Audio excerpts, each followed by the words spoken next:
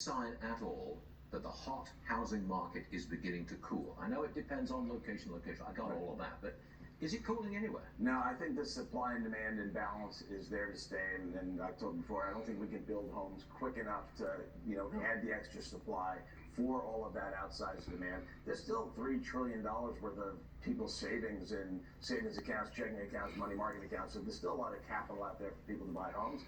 So I think it stays that way. But what we are seeing is, I do my little informal survey.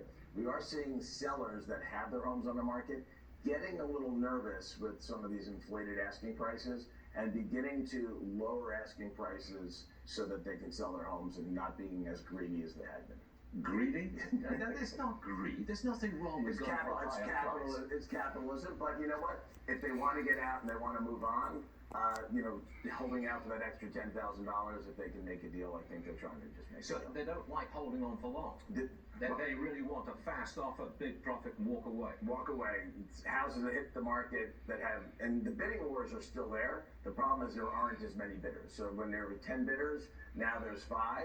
So sellers are getting a little nervous, and the brokers are pushing them to make that next deal too. Can you pick on the hottest market in the United States?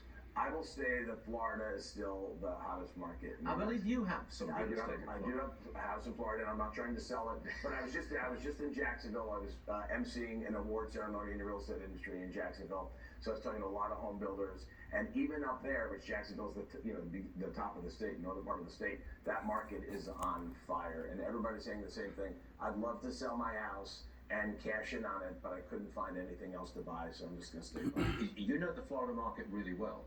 Is there still a flood of tax refugees coming from New Jersey, New York, and maybe Illinois going out to the West Coast? My opening remarks at the thing I spoke at, I pulled out my Florida driver's license. I showed it to them. I said I'm a recent homeowner in Florida, and I'm one of the 95,000 people that was a refugee from up north. And if your home values went up, you're welcome. Because and that's what became the conversation. The number of one-way trips to Florida isn't stopping anytime soon. However, it's not just the Northeast; it's Illinois and California, which is the highest tax state in the country. Californians are going to Florida? Not only going to Florida, they're going to the east coast of Florida, which normally you would think that they would go to the west coast of Florida. And the reason is because let's say you live in Brentwood and you own a $10 million house in Brentwood. I know these are big numbers, and it's a 6,000 square foot Mediterranean. You're like, wow, that's a lot of money. I sell that house, I can buy the same house on the east coast of Florida for $5 million. So they look at Florida as being a cheap alternative, and then they realize they have no state income taxes. So it's is it correct to say that the east coast of Florida draws people from the northeast, New York, New Jersey, Massachusetts? The west coast of Florida draws people from the Midwest, principally Chicago, Illinois.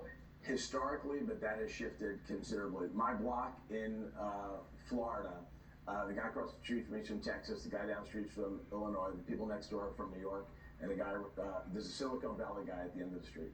Love it. All right, Mitch Rochelle, that's just fascinating. I love this stuff. Mitch, thank you very much, sir. Appreciate it. This, CNN's Van Jones.